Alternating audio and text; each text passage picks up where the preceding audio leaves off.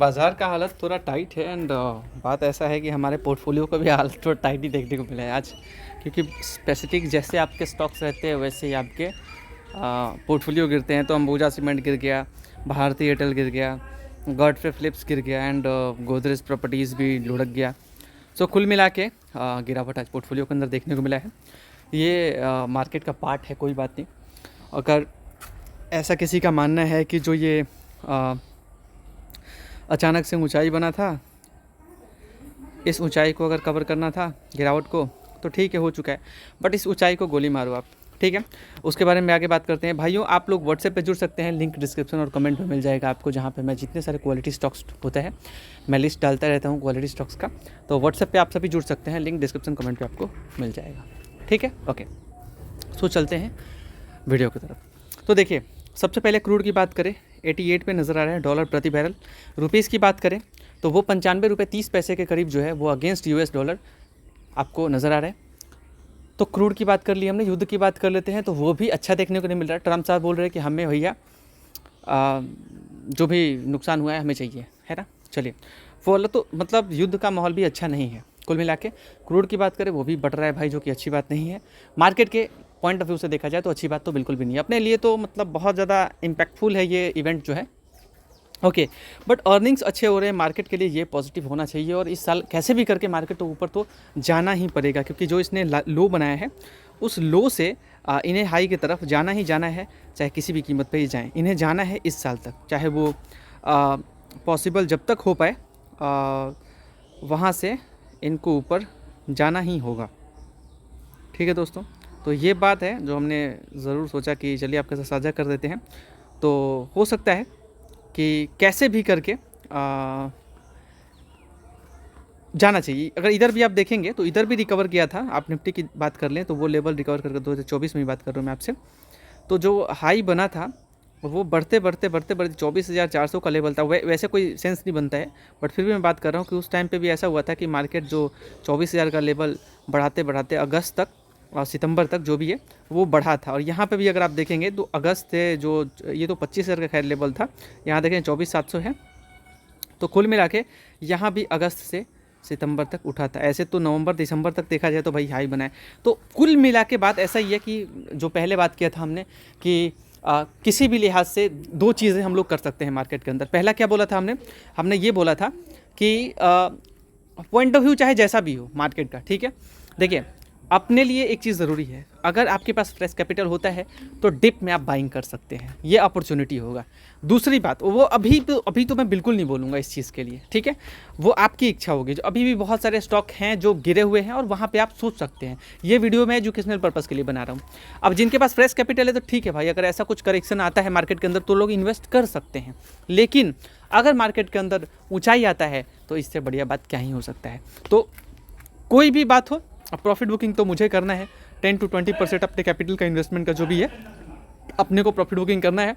दूसरी बात ये कि क्योंकि मैं वो डिप में बाई कर सकूं, क्योंकि मार्केट गिरता है तो 10 to 20% चलता है भाई, उतना हजम हो सकता है, कोई बड़ी बात नहीं है वो, ठीक है।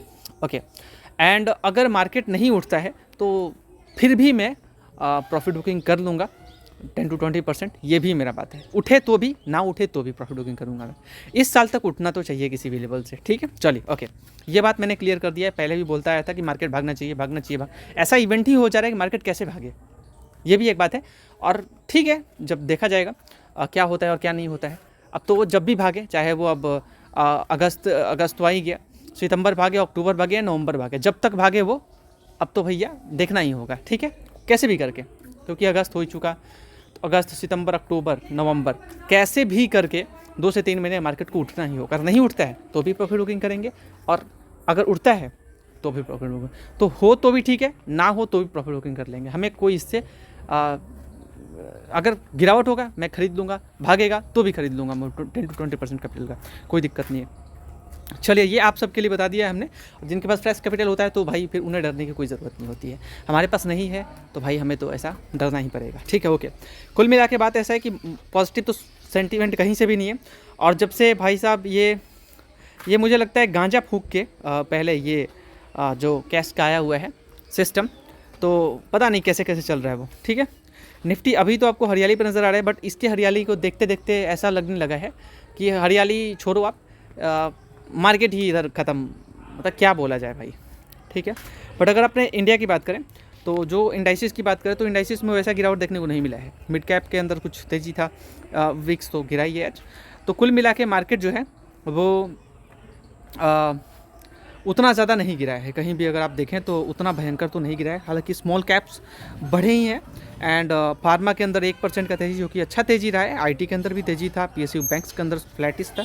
तो कुल मिला के है तेज़ी है, लेकिन कुछ कुछ स्टॉक्स ऐसा हो जाता है जिससे मार्केट जो है पोर्टफोलियो जो है वो तंग हो जाता है थोड़ा सा। कोई बात नहीं, मुझे इससे कोई खास फ़र्क नहीं पड़ता है, बट मैंने अपना जो भी पॉइंट ऑफ व्यू है वो रखा है, पहले से भी रखा है, अभी भी रखा है। अब मैं मार्केट का कोई ज्ञानी और भगवान तो है ही नहीं कि वो बोल दे कि ऐसा होने वाला है। मार्केट भागना चाहिए इस साल तक, और नहीं भागता है तो भाई ये थोड़ा सा नेगेटिव पॉइंट होगा। तो इसीलिए मैंने पहले भी बोला था, आज तो नया बोल नहीं रहा हूँ, मेरे पास वीडियोज़ को भी आप जाके देख सकते हैं, इसमें कोई बड़ी बात नहीं है, ठीक है। बहुत सारे स्टॉक्स अभी अच्छे क्वालिटी पे रेंज पे मिले, जैसे अंबुजा सीमेंट हो, चाहे बजाज हाउसिंग फाइनेंस हो, चाहे एयरटेल, तो अभी गिरावट के साथ अच्छे रेंज पे नज़र आ रहे हैं। डिक्सन तो खैर भाग गया अभी, गॉडफ्रे फिलिप्स वो भी अच्छे रेंज पे ही है। गोदरेज इंडस्ट्रीज़ की बात करें, फिलहाल भागा है, देखते हैं कैसा रिजल्ट आया। गोदरेज ग्रुप तो वैसे अच्छा चल रहा है अभी। तो गोदरेज प्रॉपर्टीज़ भी काफ़ी इधर थोड़ा सा आज गिरा है, तो एक ठीक ठाक रेंज पे धीरे धीरे सोच रहे हैं, ठीक है। HDFC बैंक बहुत अट्रैक्टिव लेवल पे है, लोग मना करते हैं यहाँ पे, मतलब मैंने कुछ कुछ रील्स को देखा है। क्रिएटर्स ना दोस्तों, कुछ कुछ ऐसे लोग होते हैं, मतलब कुछ कुछ ऐसे लोग की बात करें, क्रिएटर उनको नहीं बोलते, कुछ कुछ ऐसे लोग हैं जो वीडियोस बना देते हैं सोशल मीडिया पे। क्रिएटर तो हैं, वो फॉलोअर्स भी हैं उनके, लेकिन वो बात करते हैं ऐसी घटिया कंपनीज़ की। एक तो इधर इसका एक ऐड चल रहा है अभी, तो इसके अंदर गेम खेला जा रहा है, ठीक है। मतलब कंपनी भाई इतनी, रिटेलर्स भाई लोगों को इतना फंसाया है कि क्या बोला जाए। मतलब अपना माल बेचने के लिए इनको फंसाने, मतलब 93-94% लोग जो यहाँ पे ट्रैप हो चुके हैं, देख सकते हैं। प्रोमोटर माल बेच के भाग गए, रिटेलर्स को थमा के। तो ऐसे कमीने लोगों को ऐड चला के ये लोग अपना काम कर रहे हैं। दूसरी बात कि भाई मैंने इसका एक देखा था, भाई साहब अपर सर्किट लग रहा है ये, ठीक है। तो भाई साहब मेरे ख्याल से आपको ऐसी कंपनीज़ की तरफ बिल्कुल भी देखना भी नहीं चाहिए, देखना भी गुनाह है मेरे ख्याल से, ठीक है। जिसका कोई हाथ पैर नहीं है भाई, 300 करोड़ की कंपनी है, और भाई कब वो जीरो हो जाए कोई ठिकाना नहीं, उसका कोई प्रॉफिट नहीं, कुछ भी नहीं। ऐसी कंपनीज़ की तरफ देखना भी नहीं चाहिए, और कतई नहीं। मार्केट के अंदर इतनी सारी कंपनीज़ है जो अच्छा खासा रिटर्न देंगी, बड़े नाम के साथ साथ बहुत सारे ऐसे कंपनीज़ हैं, लेकिन इन कचरे के डब्बों को ख़रीदना नहीं है आपको, ठीक है। मार्केट कैप भी देखा जाता है। अब आप 100-200 करोड़ के मार्केट कैप की कंपनीज़ को खरीदोगे आप, वहाँ 90% आपका पैसा डूब सकता है, 90%, उससे भी ज़्यादा अगर मैं बोल दूँ तो उसमें कोई बड़ी बात नहीं है, ठीक है। सो HDFC बैंक अच्छा है, हैवेल्स भी आपको ठीक ठाक रेंज पे ही नज़र आ रहा है। IRFC की बात करें बहुत अच्छे रेंज पे है, लेकिन गवर्नमेंट किस दिशा में काम कर रही है वो आने वाले टाइम पे आपको नज़र आएगा।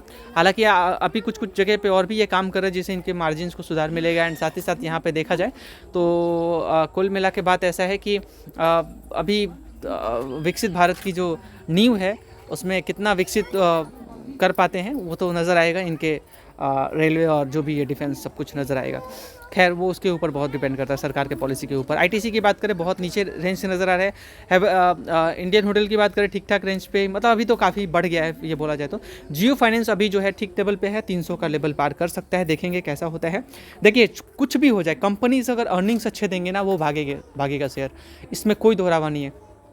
तो जियो फाइनेंस के केस में मुझे ऐसा लग रहा है कि आने वाले टाइम पे आपको पॉजिटिव ही नज़र आएगा, नेगेटिव तो मुझे इसके पॉइंट ऑफ व्यू से नज़र बिल्कुल भी नहीं आ रहा है। मुझे ऐसा लग रहा है कि अब इनका जो आगे बढ़ने का रफ्तार है इसे अब कोई नहीं रोक सकता है।